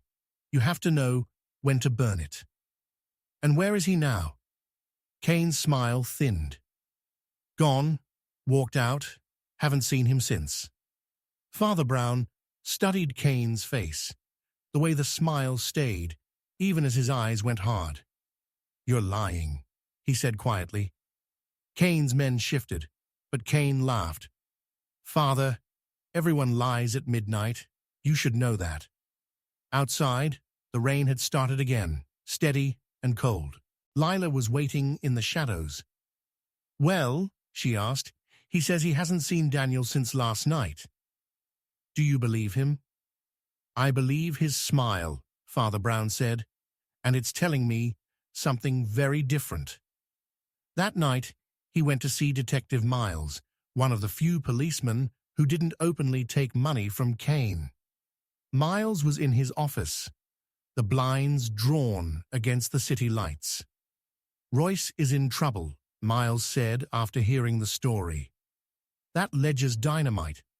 Half the names in it would blow this city apart. And if Kane doesn't have it, someone else does. Or," Father Brown said, "someone's making sure we think Kane has it." By morning, the trail led to a boarding house near the freight yards. The landlady remembered Daniel, said he'd checked in 2 nights ago under a false name. He'd had a visitor last night, a woman in a dark coat. "Was it Lila Marin?" Father Brown asked. The landlady shook her head. "Number taller, older, looked like she could bite through nails." The room was empty now, the bed stripped. On the floor, near the wall, was a single matchbook from the Garnet Club. Inside it, scrawled in pencil, was one word: Dockside. That evening, Father Brown returned to the docks. A warehouse door stood ajar, a thin strip of light spilling onto the wet pavement. Inside, Daniel Royce sat in a chair, his hands bound, his face pale. Standing over him was the woman in the dark coat. But now Father Brown knew her. Rita Vale, sister of Arno Vale, one of Kane's biggest rivals. "Well," Rita said, "the priest. I didn't invite you." "I tend to show up where I'm needed," Father Brown replied. She smiled faintly.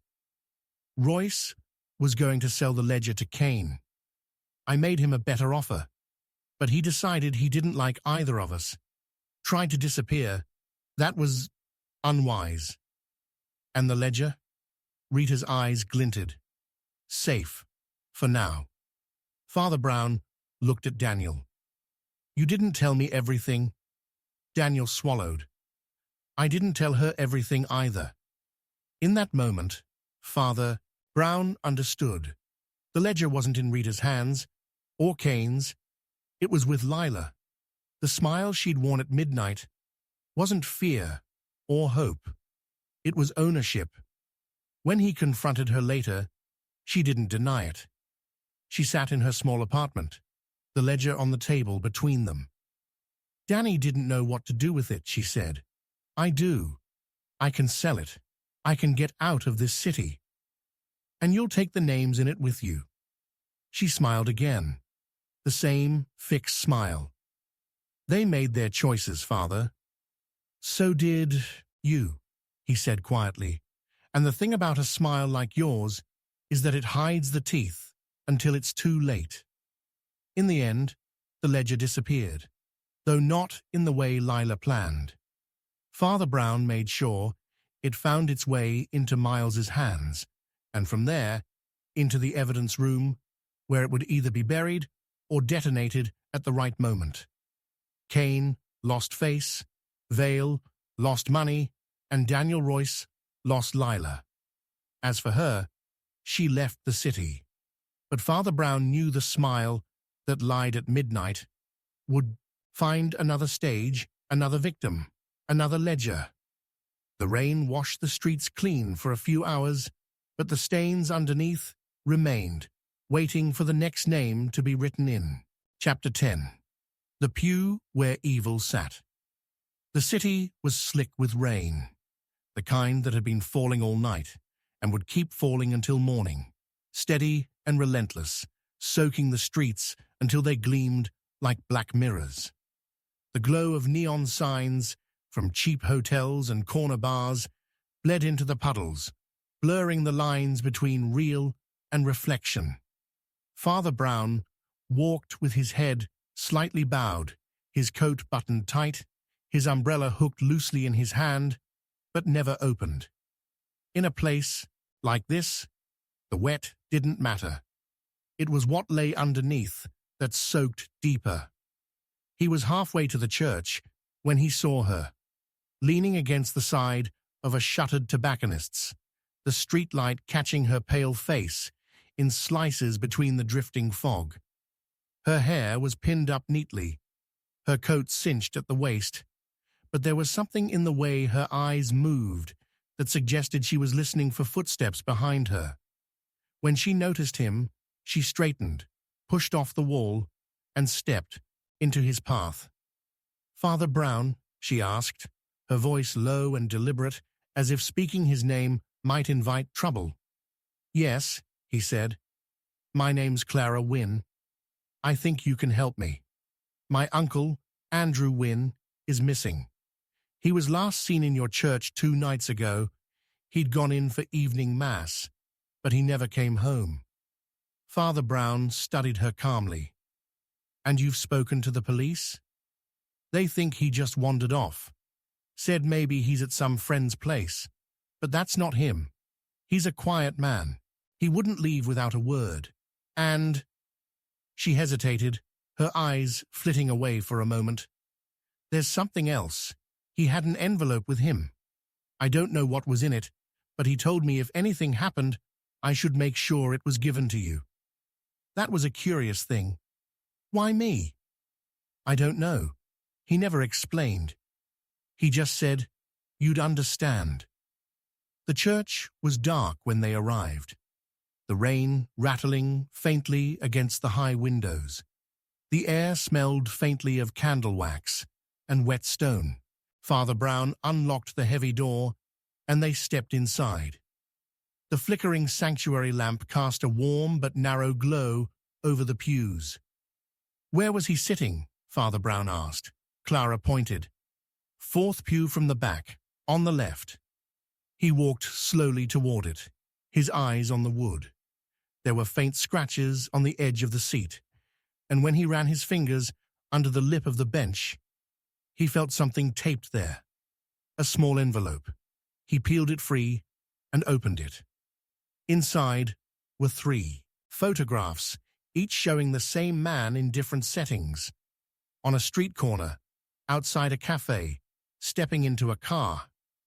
The man was Lou Rourke, a name the police said only with caution. He ran half the gambling dens in the South Quarter and most of the loan shark business in the North. "You know him?" Clara asked. "Yes," Father Brown said. "And so did your uncle, apparently." The next afternoon, Father Brown found Rourke in the back room of the Velvet Crown, a club with thick carpets, dim lights, and the hum of whispered deals.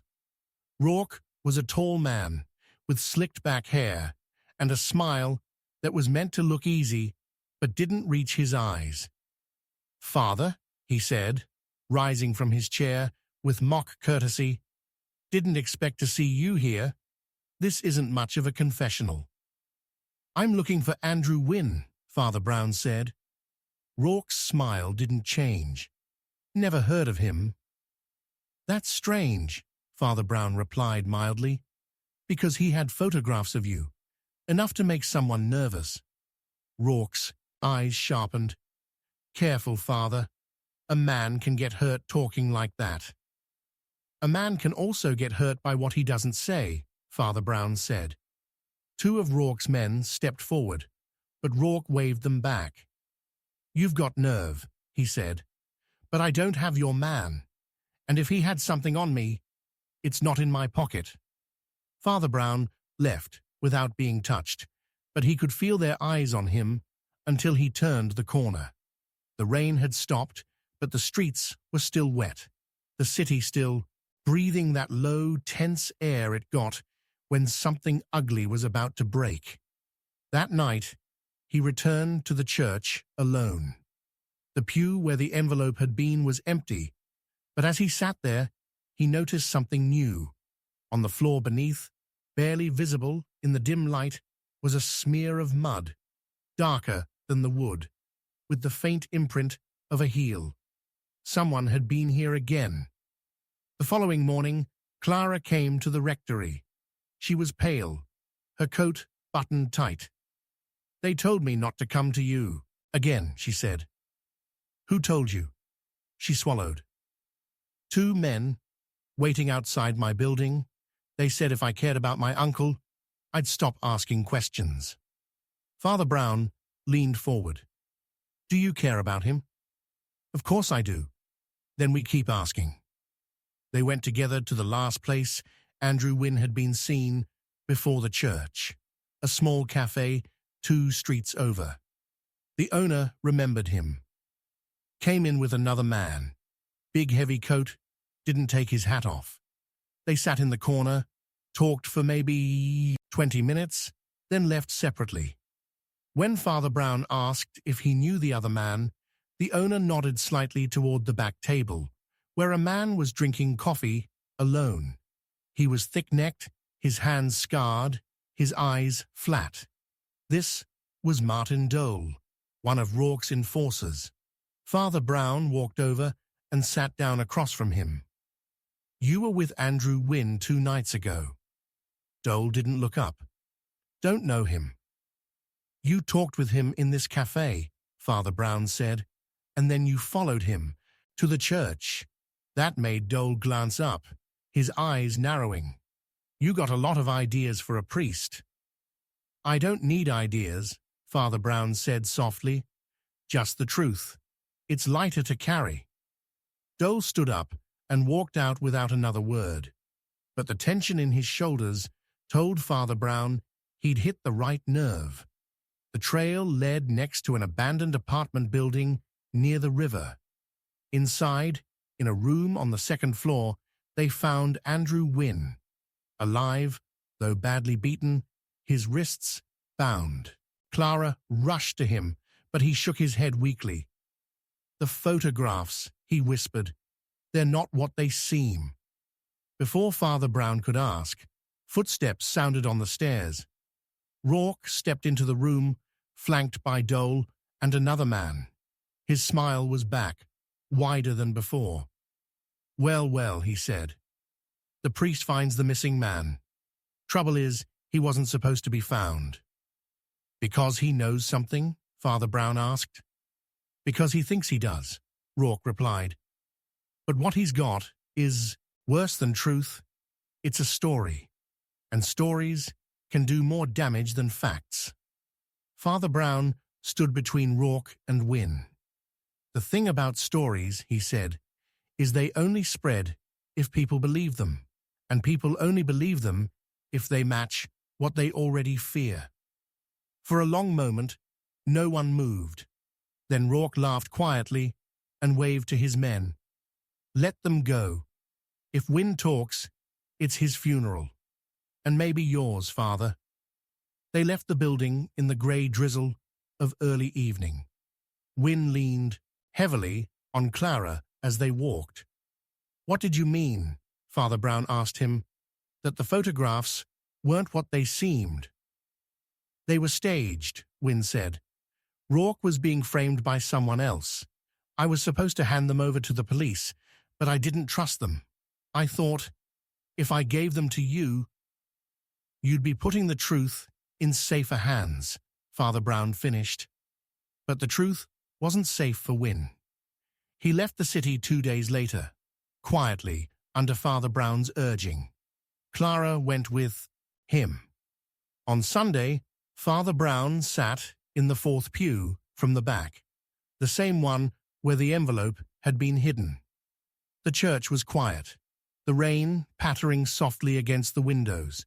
He thought about Rourke, about the photographs, about how lies could be made to look like truth if you dressed them just right. And he thought about how evil sometimes sat in the same pew as the faithful, listening to the same prayers, hearing the same hymns, but twisting them into something sharp. The pew was empty now, but he knew it would be filled again, someday, by another smile that didn't mean what it seemed. Chapter 11. Silence. Beneath the bell tower. The rain had been falling in thin needles all night. the kind that soaked through the seams of your coat and left you feeling as if you'd swallowed the weather. The streets were slick, the cobblestones catching the light from the few gas lamps that still worked, their halos swaying faintly in the wind. Father Brown moved at his usual unhurried pace, small and round in his dark coat, hat pulled low, shoes splashing quietly through shallow puddles. The city was half asleep, but never safe, its noise reduced to the faint hum of far-off engines and the occasional muffled argument behind closed shutters. It was near midnight when she found him. She stepped out from the narrow passage between a shuttered grocer and a pawn shop, her silhouette cut sharp against the dim glow of a flickering sign. She was tall and straight-backed, her coat belted tight at the waist, the brim of her hat shadowing her eyes. When she spoke, her voice was low, measured, but carried that subtle strain of someone who had been holding their breath too long. "Father Brown?" she asked. "Yes," he said simply. "My name's Isabel Dawn. I need to speak to you. Somewhere private." He studied her for a moment. She looked the way people looked when they'd already rehearsed the story they planned to tell, and maybe the one they didn't. "The church is open," he said. "Follow me." The great wooden doors of St. Aloysius groaned faintly as he pushed them open. The interior was cool, smelling faintly of old wax and damp stone. The flicker of the sanctuary lamp threw soft shadows across the pews. Above them, high in the darkness, the bell tower loomed silent, its outline lost in the gloom. They sat in the fourth pew from the front. Isabel kept her gloves on, her eyes moving around the church as though she half expected someone to step from the shadows. "2 nights ago," she began, "a man named Elias Gray disappeared. You know him?" "I've seen him," Father Brown said. "Tall, thin, a face like the edge of a coin. I've seen him at the back of Mass." She nodded. "Elias worked for me. He handled certain transactions, the kind that don't go through banks. He was reliable, careful. But the last time I saw him, he said he had something, papers, that could put a few dangerous men in prison. And then he was gone. And the police." Her lips tightened faintly. "I don't trust them. Half of them work for the very men I'm talking about. But someone told me you have a way of finding things and people." Father Brown's gaze was steady. "I try to find the truth. People are harder." She handed him a small key. "This was in my letterbox this morning. It's for the side door of the bell tower here. I don't know how it got there." After she left, he climbed the narrow spiral stairs up into the bell tower. The air grew colder, the sound of the rain louder against the slates. Near the top, just under the great bronze bell, he found a folded scrap of paper wedged into a beam. It was damp but legible. A name scrawled in ink, Martin Goss, and a single word beneath it, confess. Martin Goss was not a man who confessed anything. He ran rackets in the West Quarter and had a reputation for dealing with problems in ways that left no witnesses.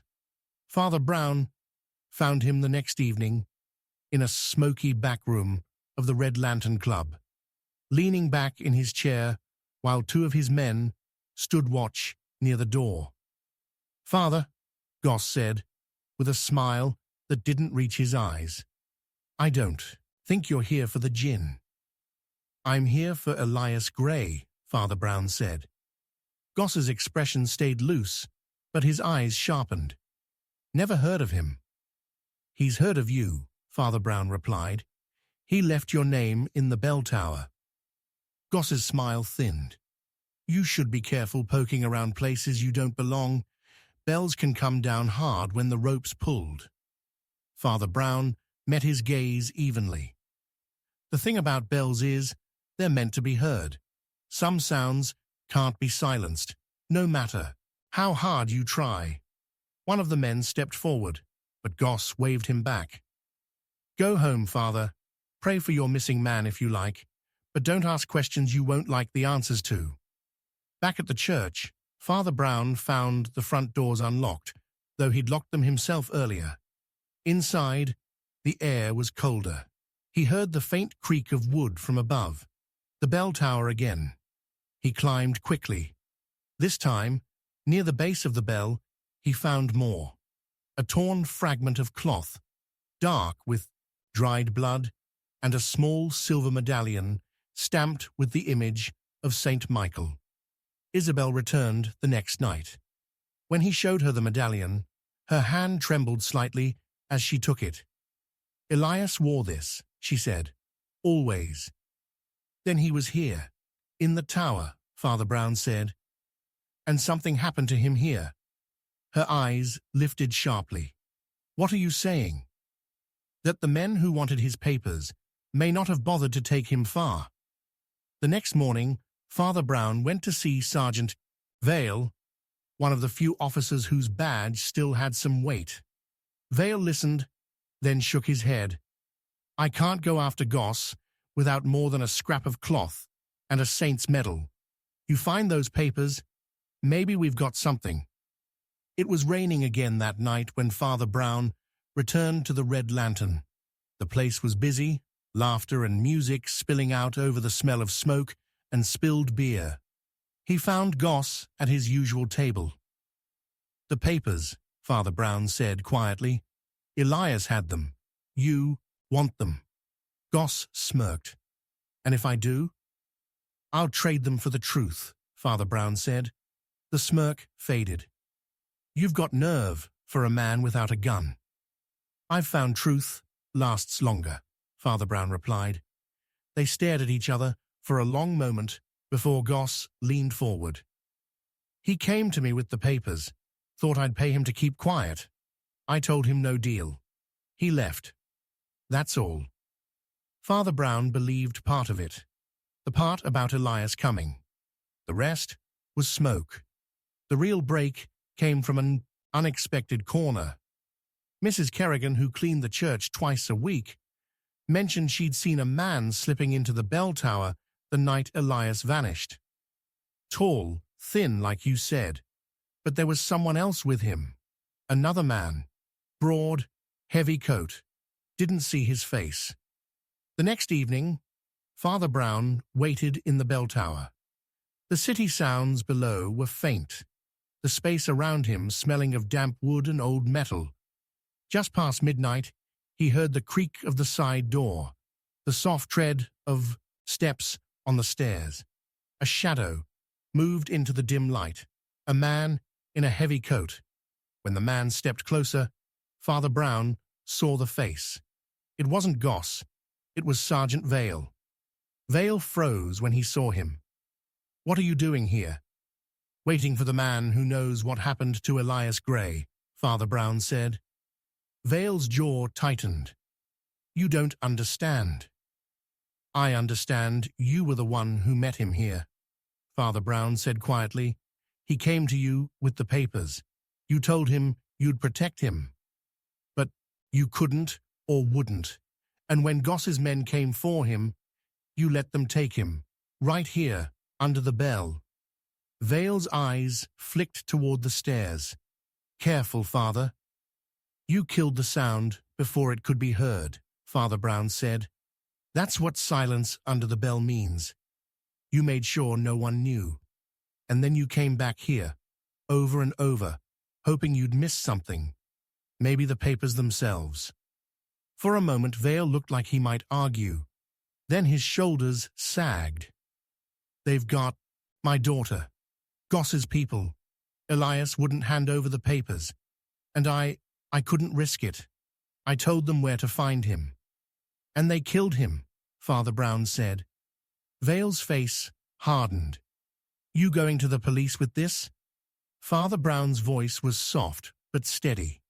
You already know I will. And you also know you'll tell them yourself. That's the only way your daughter walks free. In the end, Vale did confess. Goss's grip on the West Quarter faltered, and the papers, found hidden in the bell tower's rafters, burned a few names that had been untouchable for years. Isabel Dawn vanished from the city without a word, her shadow swallowed by the rain. On the next Sunday, Father Brown stood in the pulpit, the great bell above, silent but heavy. He thought about how the worst silences weren't the ones forced by fear, but the ones chosen for convenience. The bell would ring again, but the echo of what had been kept quiet beneath it would remain, a reminder that some evils don't shout.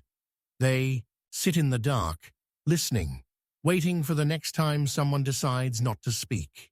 Chapter 12. The Darkness That Knew His Name. The city was holding its breath that night, the way it does before something ugly happens. The rain had stopped hours ago, but the streets still glistened under the glow of the lamps, as if the wet had been soaked into the stone. The air carried the smell of damp brick, cheap whiskey, and the kind of cigarette smoke that clings to your skin. Father Brown walked slowly, his small, round shape a curious sight in the emptiness, his coat buttoned tight, hat, brim pulled low. He wasn't in a hurry, he never was, but his eyes moved as though they were following something only he could see. He first heard the voice when he turned onto Marlow Street, near the boarded-up billiard hall. "Father Brown?" It was a woman's voice, low but sharp, like glass sliding across a table. She stepped into the light, a tall figure in a dark green coat, gloved hands, a scarf wound neatly at her throat. Her face was pale in the lamplight, her eyes quick and unreadable. "My name is Evelyn Hart," she said. "We've never met, but I know you. I need your help. Someone's taken my brother." "Have you told the police?" he asked. Her mouth tightened. "They're not looking." "Not really. He's been mixed up with men who keep the law on their payroll. If I push too hard, he'll disappear for good." "And you think I can find him?" "I think you're the only one who might try." They went to the church to talk. Inside, the shadows from the candle flames stretched long across the stone floor. She told him her brother's name was Samuel Hart, a bookkeeper who had worked for a man named Vincent Morello, one of those quiet crime bosses who never raised his voice but always got what he wanted. Samuel had kept ledgers, balances, schedules. 2 weeks ago, he found something he shouldn't have, and told his sister he was going to get out of the city. The night before he left, he vanished. "What did he find?" Father Brown asked. "I don't know," she said, but her eyes shifted just slightly when she spoke, and he knew she was lying. He began with the only place he could, Morello's world. It took him to the Velvet Hour, a club where the air was heavy with perfume and cigar smoke, and the music swayed slow in the background. Morello wasn't there, but one of his lieutenants was, a man named Cass Brunner, tall and thin, with a jaw like a coat hanger. Brunner looked up when Father Brown stepped to his table. Well, the priest. You here to save souls or order a drink?" "I'm looking for Samuel Hart." Brunner shrugged. "Haven't seen him." "He worked for Vincent Morello." "He worked for a lot of people. That's the problem with bookkeepers. They know everyone's business." Father Brown studied him quietly. "Sometimes that's what gets them killed." Brunner's smile didn't reach his eyes. "Careful, Father. This city's got corners even God doesn't look into." Outside, the rain had started again, thin at first, then heavier.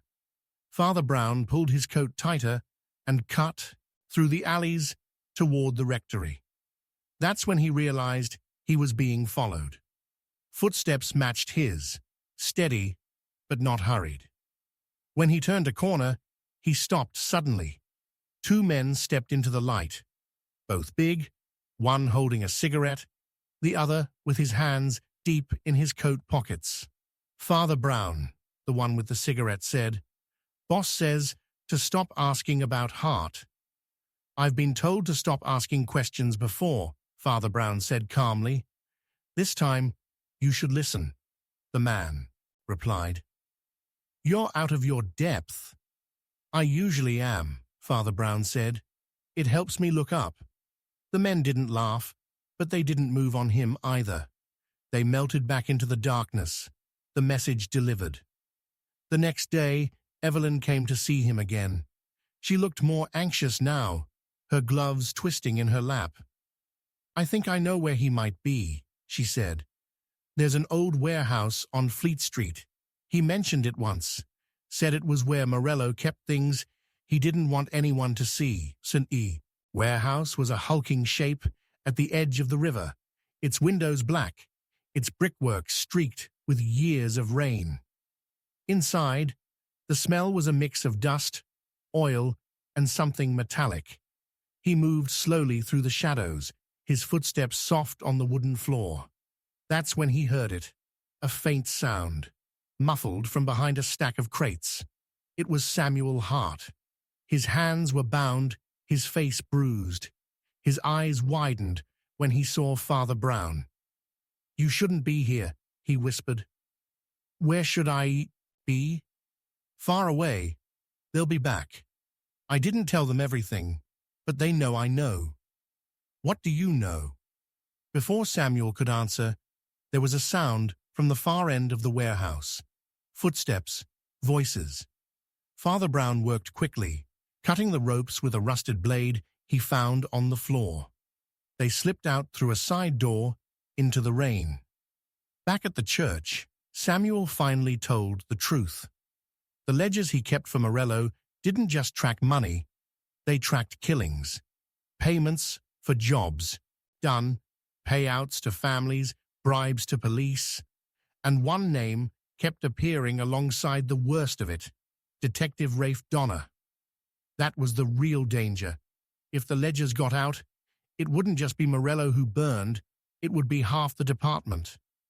Father Brown knew what had to be done, but by the time he returned to the church the next evening, Samuel was gone. Evelyn was there, her face pale, her eyes harder. "He came to me," she said. "Said he was leaving town. I gave him money." "You let him walk away?" "He wanted to live." Father Brown's eyes searched hers. "Or you wanted the ledgers?" She didn't answer, but her silence was enough. That night, he went back to the Velvet Hour. Morello was there this time, sitting in a booth at the back, two men beside him. He looked up as Father Brown approached. "I hear you've been busy." "I've been looking for Samuel Hart."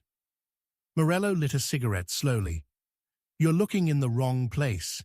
Your boy's gone, and if he's smart, he'll stay gone. Because he has the ledgers." Morello exhaled smoke. "Because the people who want them are worse than I am." Father Brown leaned forward slightly. "And who would that be?" Morello's smile was thin. "People who've been in the dark so long, they know everyone's name, including yours." The words landed cold. He left the club without another word, the rain washing the smoke from his coat. 2 days later, Samuel Hart's body was found in the river. The police called it a suicide. Father Brown didn't. He stood over the coffin at the funeral, the rain hammering on the church roof, and thought about the ledgers, still out there somewhere, still holding the truth that no one wanted to face. When Evelyn came to light a candle afterward, he watched her from the shadows. Her hand trembled slightly as she struck the match, but her face was calm, too calm. "You have them," he said quietly. She didn't look at him. "I have what's mine."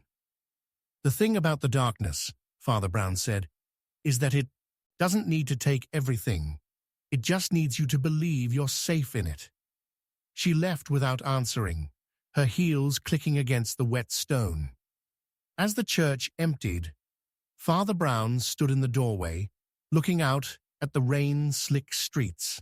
Somewhere out there was a list of names, and in those names was the story of a city that liked its sins quiet. But he knew one thing. Someone in that darkness now knew his name, and they would come, sooner or later. He only hoped they'd come in daylight, but he doubted they would.